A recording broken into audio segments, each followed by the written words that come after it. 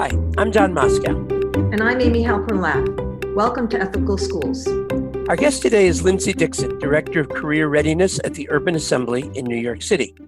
Lindsey is also the co-founder of the PD Fund, a not-for-profit that uses a pay-it-forward model to help students finance their post-secondary education.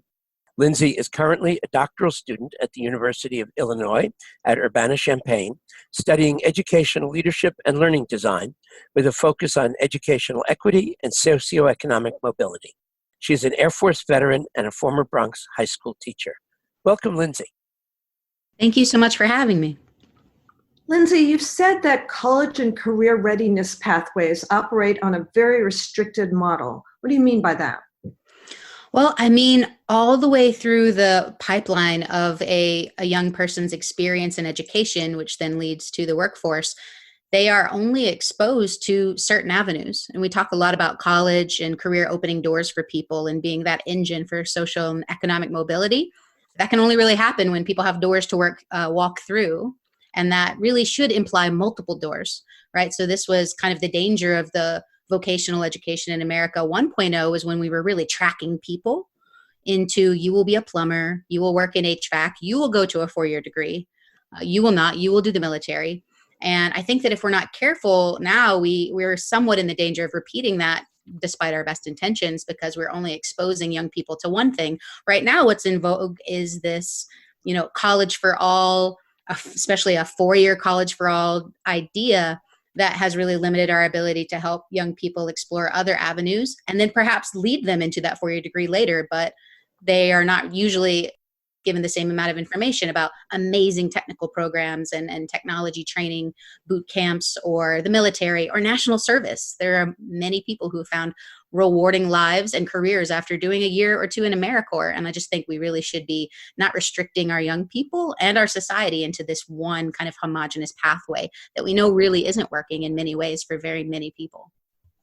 So given that, what do you want the students that you work with to be thinking about as they start to look ahead?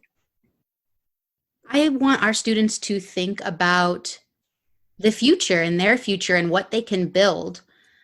I mean, I think the world right now is in a state of multiple different crises, from climate to how we are treating animals, people, refugees, the value add of a college education and how much debt people are carrying. There's so many issues and problems in the world. And I want our students to be thinking about what their part could be in solving some of those things and in preventing some of these things from happening in the future.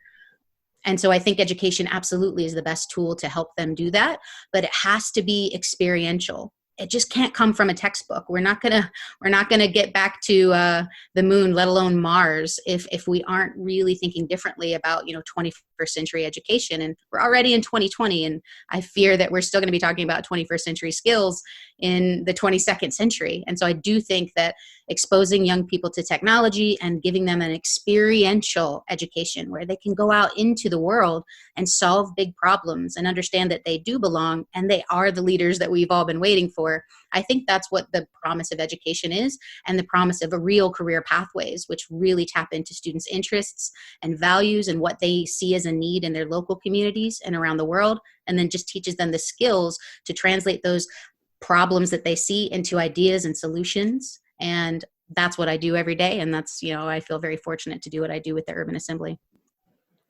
So following up on what students should be thinking about and on this restricted model, you've talked about the fact that college completion rates are really low, and yet a lot of students end up with a lot of debt. And you've argued that this wouldn't really be acceptable in any other kind of situation. Could you talk about this a little bit? I think we have to take a hard look at the value proposition of higher education and compare that to other institutions that people invest time and money into.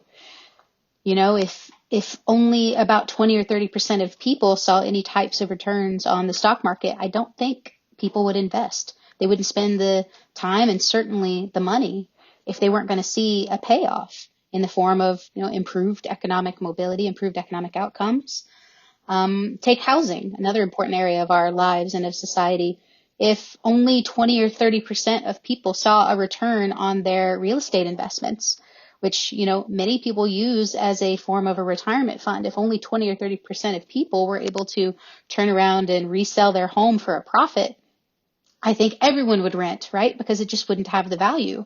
And so when we see higher education and we have those numbers sometimes in the 20s and 30s and only 40s for positive outcomes for people who are actually getting that degree and earning those important credentials, especially when you're talking about students of color, then I think, we have a right to put that information in front of students and parents and families and help them make the best decision for themselves as far as, investing in the right opportunity for them once they graduate high school. That could be an apprenticeship. That could be national service. And all of those things and more can lead right back to college when a young person has more experience and a better sense perhaps of what they want that college degree to do for their life and for their career.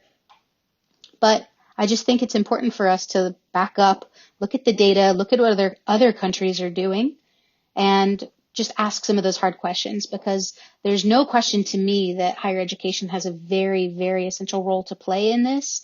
I also feel unequivocally that the current model is broken for far too many people. And so we can't just continue doing the same old thing over and over. It's been many decades now that we're seeing these results, and I just think they're unacceptable. And I think everyone has to take a look at what they're doing. That's K-12 schools, community-based organizations and nonprofits, higher ed for sure. Industry, though, policymakers and government, we all have a part to play in this. And I think we just need to be doing a better job of looking at the data, looking at some of the research that's out there about other models that are working and working for certain students and demographics, and then roll up our sleeves and just get it done. One of the folks that I follow is Anthony Cannavale. He is one of the leaders at Georgetown's Center for the Future of Education and the Workforce. And he was recently testifying in front of Congress for the Higher Education Act. And he called higher education a risky business, right? Like he actually said that. That's what he said. He said higher education is a risky business that has been risky for a long time now. And when 70% of people say their number one reason for going to college is a successful career, I just think that we have to be doing a better job of building those bridges. First of all, making sure they get into and through college, but then also into a successful career ladder job that's going to pay a family sustaining wage. When only 1 out of 3 Americans have a bachelor's degree and only 1 out of 4 Black and brown Americans have a bachelor's degree by the age of 24, I think we just need to hit the pause button and ask, first of all, is that what the end goal should be for every American? If it is, we're way off the mark. If it's not, then what do we all need to do to realign so that every young person has the best pathway and the best opportunity placed before them, and then they can choose which door to walk through that's going to actually lead to success for themselves and for their families and for their community. Lindsey, do you find the language of ethics useful in talking about college and career readiness? Do we have an ethical obligation to ensure that students get the support they need to thrive in college? Absolutely. I actually think ethics plays a huge role both on the education and the workforce side, and then in the nexus between them, which counselors are such an important conduit in that space. I think there are many opportunities that are not put in front of our young people, and often by the best intentions, right? So what if you just have a college counselor who has perhaps no personal experience with the military, or maybe does and it was negative? Maybe they don't, out of the best intentions, put that option out there, but that removes choice and agency. So I do think there are ethical implications when we artificially narrow the range of options that young people could and should have to choose from. And again, be that national service, it could be, taking a gap year. There's so much pressure on high school seniors who are graduating in the United States to go immediately to college, whether or not they know what they want to do, whether or not they have a major even declared so that those credits are going to be of worth to them, or whether or not their whole first year of college might be spent in remedial education. I happen to think that's deeply unethical. If we're sending a young person and we know their entire first year of college is going to be spent in remedial education, where they're going to be sitting, and if they pass, not counting those credits for graduation and paying the same amount of money as everyone else, I just think there has to be a better way. What if there was a AmeriCorps program, for instance, or a New York City Civic Corps program that they could spend a year tutoring in a middle school and build their own academic skills, and then they could test out of remediation. They would have earned some money, and they would have really important signals on their resume and a professional network. by the age of 19, and then counsel that young person to go to college. So I do think, especially on the education side and the way that we counsel young people, and listen, this isn't all on counselors, because what supports are they given? What training are they given about the new world of work and the information economy? Do they even get training or support to know all the many careers that are out there for young people? I don't think they do, not adequately enough. What responsibility, if any, does a school have to encourage students to think about their individual futures and how they might impact society's well-being or the common good? Well, I think you just summed up in a nutshell what I think the purpose of education, at least at the K-12 level, should be. And I don't think this has been getting enough attention at the national level and even the state and city and district level. One of the projects I'm most proud of at the Urban Assembly, at the middle and high school level, we've been working with the New York City Department of Education on a new grant called Middle School CTE Exploring Futures. And it is all about how do we take a young person and help them design a pathway that really fits their life and will benefit society. So it's not just this utilitarian go work, make money, usually some for yourself, but a lot more for someone else. How can we help you feel a sense of service? We have another school in our network called the Global Learning Collaborative that requires service learning, a lot of hours of service learning for students before they graduate. So I do think there are vehicles and mechanisms for this, and organizations like the Urban Assembly care very deeply about it. I do think it should be higher on the national radar, because it's just another way to experientially learn skills, connect to networks, and have a sense of purpose, which really is the most important thing to guide people in their career pathways and in life. I wanted to go back a little bit, because since you said it, it's been running through my head as we've been talking. When you were talking about the college completion rates, could you break down a little bit sort of where things are happening? So what's happening in terms of the percentage of students who are graduating from high school, and then once students get into college itself, whether it's a community college, whether it's CUNY, whether it's a private school, what is actually happening in the colleges? And to the extent that there's a big drop-off there, why do you think that's happening? Well, I'll say a few things. One, I focus a lot more on the career side of college and career, so I don't have every single stat about the exact percentages. Some of my colleagues on our post-secondary access side of the world do have those more immediately at their fingertips. But we do know that the leaky pipeline starts really early, and of every 100 ninth graders, only, and I'll take New York and New York City as an example, only between 78 and 80% of those will graduate high school. So now that's your new bucket of students, and only around 50-something% of your original 100 are going to go on to college, and then the persistence rate drops drastically after the first year of college. And there's a phenomenon called summer melt that we have a program at the Urban Assembly called Bridge to College to help. So summer melt is when a high school senior gets accepted to a college, graduates from high school, and probably has every intention of going to college. And there are a range of reasons why first generation and non-first generation future college students don't actually make it, from finishing up their paperwork, not understanding what a bursar is. I don't even know if I understand what a bursar is, just not having that kind of familiarity. So we have coaches that actually spend the entire summer near peer model of recent college grads to help coach through. And even then, not every single student makes it through, but our numbers are certainly far better than the average. And then in the first year, we see a lot of students struggling just to acclimate to the different environment. High school academics and college academics are very different, not just in rigor, but in style. And that can be a really hard shift for students if it's the first time they're encountering an environment like that. But most of the research shows that the number one reason that students are going to drop out, or the number one and number two, is around family responsibilities and economic need. So if they are raising a family, helping raise siblings, or just housing insecure, food insecure, which very many CUNY and New York City college students are, that becomes such a barrier that they are not able to persist. And one of the other top 2 or 3 reasons is poor fit. So maybe they thought they wanted to be an engineer, but nobody really ever gave them a chance to explore that. They never completed an engineering internship. and they go off to do this work and they realize, hey, I'm taking this time that I'm not working full time and earning a wage and I'm spending all this money and I actually don't like this thing. And this is probably the first moment in their life where they actually got to decide for themselves, oh, this is not what I thought it was. So that really comes up fairly often as well. But I do think the top reason is economic. Yeah, Lindsey, taking off on that idea of poor fit, I've been reading some pretty horrendous statistic lately about millennials who are dissatisfied or actually hate their jobs. How do we prevent some of that? Is there some sort of introspection that students should be doing before they launch their careers?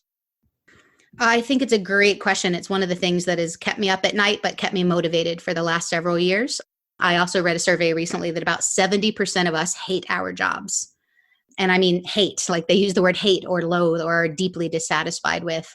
And when I talk to people about this, I say, that affects all of us. If you're in the 30% like me, who is very lucky to have their dream job or feel at least moderately happy and fulfilled at work, like that's awesome for you. And we want to grow that number, but you're still affected by angry crossing guards that aren't paying attention to traffic and, disgruntled dentists who, well, you can fill in the blank there. And so I do think this is something we have to pay attention to. And I do think part of the problem comes, again, from this kind of focus on just purely academics and test preparation in middle and high schools.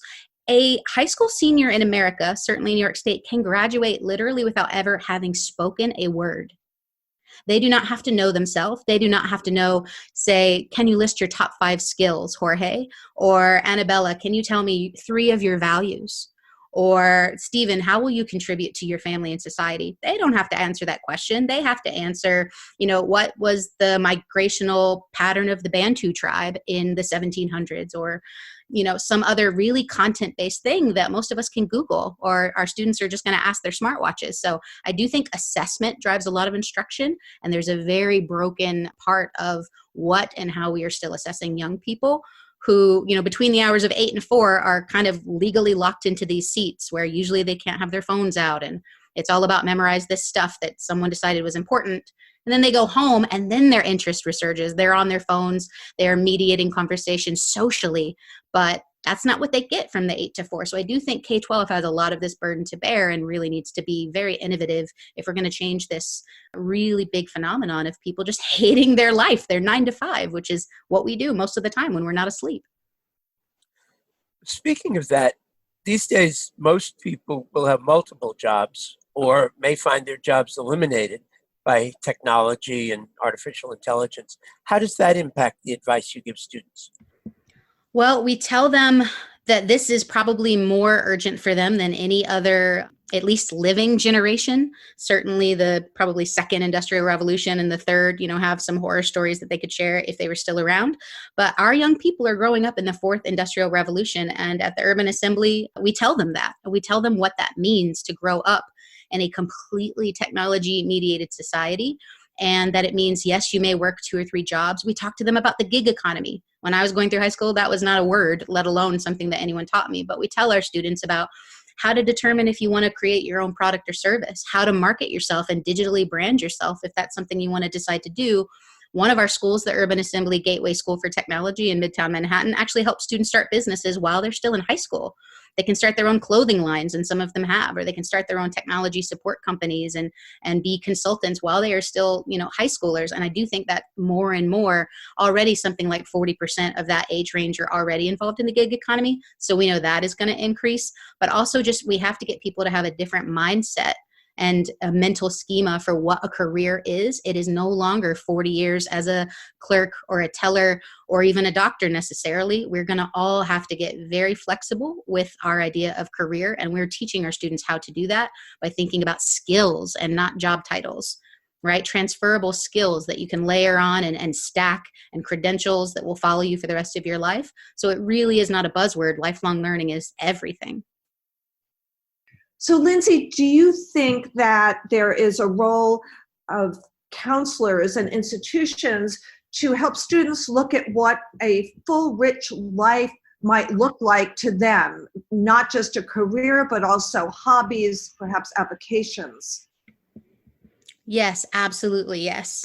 And I think this is where we need to think about how to scale something like that type of intervention and use technology really smartly. But there are platforms out there that colleges, counselors, and guidance counselors could use, or even just paper-based methods that really do help young people determine how to develop hobbies, skills, interests. I really do think that is so much of the core of how we determine our identity around career, because there are really, really strong ties, not just in the United States, but around the world, between what we do and who we are. But I think that who we are part has to come first. And it's somebody's job to help them explore that. So certainly it's not all on the shoulders of counselors.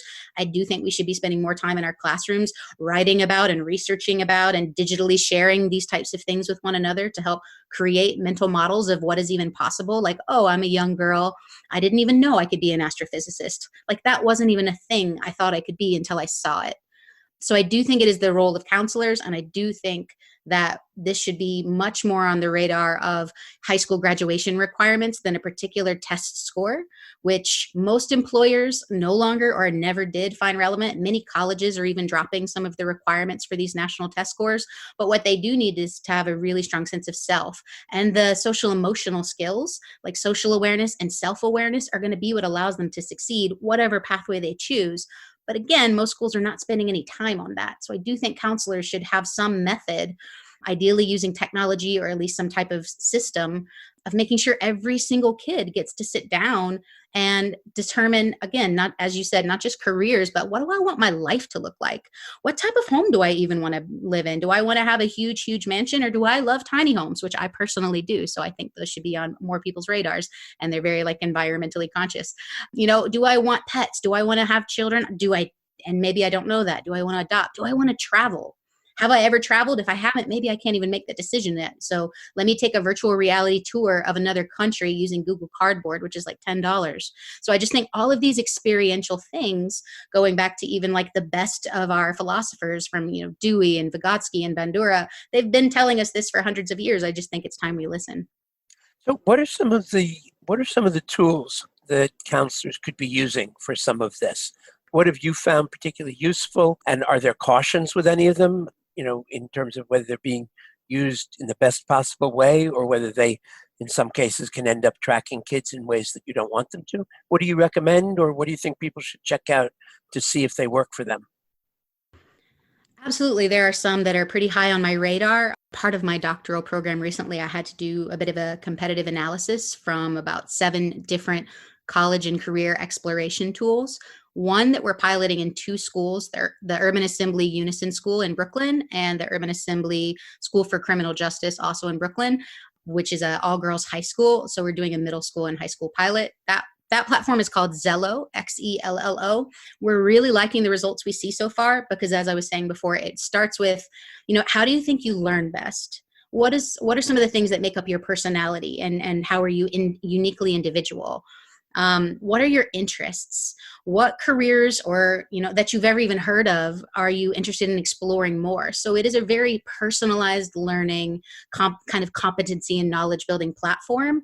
And we're seeing really strong results with students, maybe saying, oh, I wasn't considering college before this, but now that I got to explore it, including like a map, and understood how cool college is and how different it is from high school. And we got to read these day in a life and watch these videos, that they're really having just a much bigger idea of who they could be in the future. So we're going to, stand by for more results, which we'll post on our website, but we are really finding that this is a promising tool. And it's one that the Department of Education has supported us with a grant to deploy, and potentially it'll roll out to more schools in the future. I guess that'll be based on the results. That's fantastic. I wish that these types of tools had existed when I was a kid. Me too.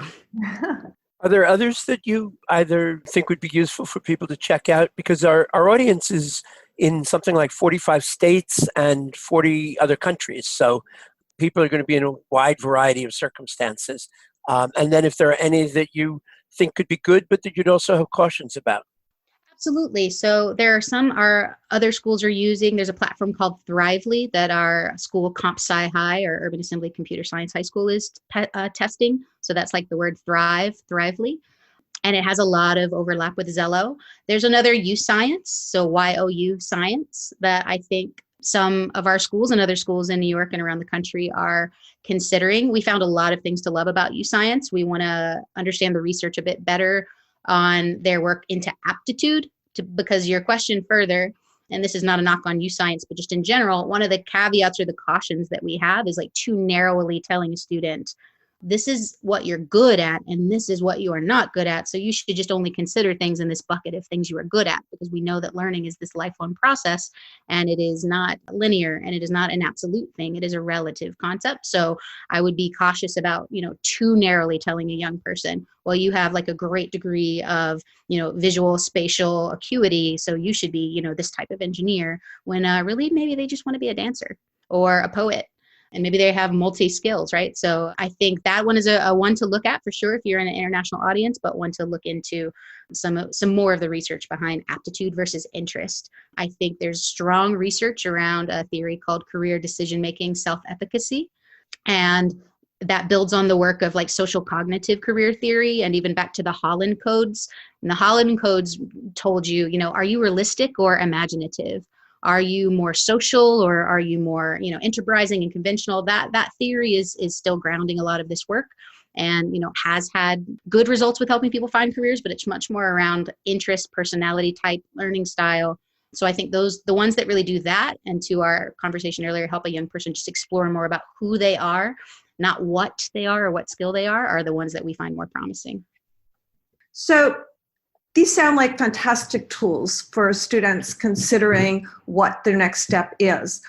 Once they graduate, what types of supports should we as a society or specifically the school should be providing to help students as they move into the next phase of their lives and their careers? I'm so glad you asked that, because this has been a topic that has been deeply on our minds at the Urban Assembly, and I know many of our partner organizations and at the Department of Ed in New York City, which is the biggest school district in the country. So sometimes as goes New York City, so goes other districts. And in this way, I hope so, because we've really been focusing on supporting our alumni, and we have a new alumni success team that is led by, a phenomenal practitioner with a background in workforce development. And we've been building on the work that our amazing college team has already been doing with technology-based interventions. So there's a lot of, kind of behaviorist theories and science around, the benefit of nudging. And just sometimes it's just a reminder for a young person whose frontal lobe is not finished, like cooking or building or, getting all those neurons in place, not by 18 and still not by 21. So sometimes it's something as simple as sending them a reminder that their FAFSA is due. Or sometimes it's sharing a resource. Maybe you don't in your immediate family or small circle of community have somebody that could help you say like, hey, here's a really great resume template for a recent high school grad. Or here's a video to help you build a LinkedIn profile, because everything is about who you know. We still get 70 to 80% of the jobs in America by who we know or someone who can open a employment door for us. So here's this really, phenomenal global tool, but they don't teach you this in high school. My team does. I'm very proud of my team, the Career Readiness team, for doing this work in schools. But by and large, most high school students graduate and leave without that strong resume, that LinkedIn, and even just some of the skills that I think that we could help them with if we were connected and supported. And they felt like they could reach back out to us. So now we are really leaning hard on not just K-12, but alumni support at the Urban Assembly. So it's definitely going to be an area to watch. And that alumni support includes the students who are going on to college. Do they tend to stay in touch with you?